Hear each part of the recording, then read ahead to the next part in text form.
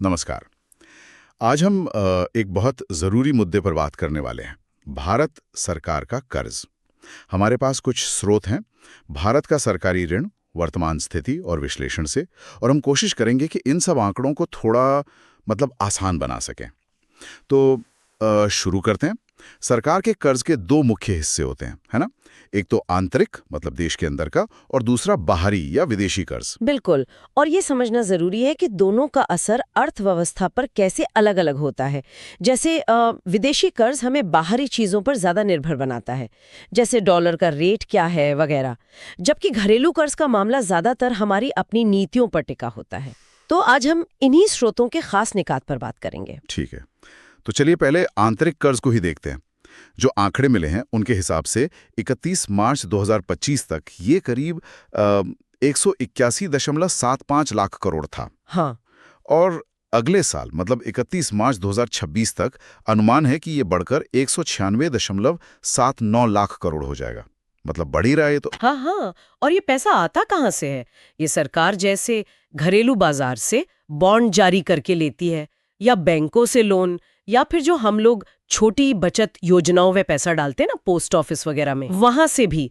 तो जैसा विश्लेषण बताता है, ये कुल कर्ज का एक बहुत बड़ा हिस्सा है। सही। ज्यादातर उधार देश के अंदर से ही है। हाँ, काफी हद तक। अच्छा, तो ये तो हुई आंतरिक कर्ज की बात। अब अगर हम विदेशी कर्ज को देखें, जो बाहर से लिया है, तो दिसंबर 2024 के अंत में आंकड़ा था 717.9 बिलियन अमेरिकी डॉलर। हाँ, और ये जून 2024 से करीब 10.7% ज्यादा था। अरे बाप रे, 10.7%। रुपए में कितना हुआ लगभग? हाँ, अगर रुपये में देखें तो करीब 59-60 लाख करोड़ रुपए के आसपास। ठीक है। और ये कर्ज आता कहाँ से है? ये आता है जैसे IMF से, वर्ल्ड बैंक से, या फिर दूसरे देशों की सरकारों से, या बाहरी कमर्शियल लोन वगैरह से।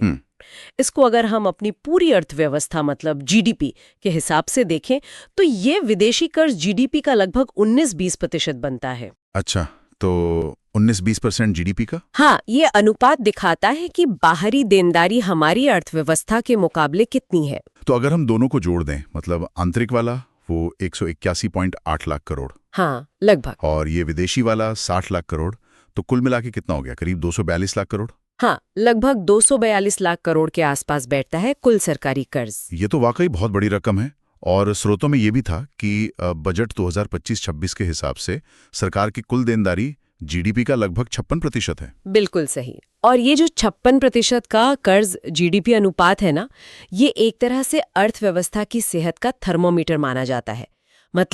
देश की कुल कमाई के मुकाबले सरकार पर कितना उधार है। ये जितना ज्यादा होता है, उतना ही कह सकते हैं दबाव ज्यादा होता है कर्ज चुकाने का।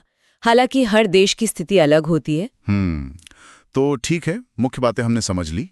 आंतरिक कर्ज करीब 182 लाख करोड़, हाँ, विदेशी कर्ज 60 लाख करोड़ के आसपास, कुल कर्ज 242 लाख करोड़, और कर्ज GDP अनुपात लगभग 56%। बिल्कुल। लेकिन एक चीज और ध्यान में रखनी चाहिए, जो इन स्रोतों में शायद उतनी विस्तार से नहीं बताई। अच्छा, क्या? वो ये कि विश्लेषण में ये शामिल नहीं है कि भाई भविष्य में सरकार इस कर्ज को कम कैसे करेगी, क्या प्लान्स है, या फिर अगर ब्याज दरें बदलती हैं देश में या दुनिया में, तो उसका इस कर्ज पर क्या असर पड़ेगा। हाँ, ये तो अहम सवाल है। और एक और बात, इसमें राज्यों का कर्ज शामिल नहीं है। अगर वो भी जोड़ लें तो कुल सरकारी कर्ज की तस्वीर और भी बड़ी हो जाती है। सही कहा, ये तो सिर्फ केंद्र सरकार की देनदारियों की बात हुई है। हाँ।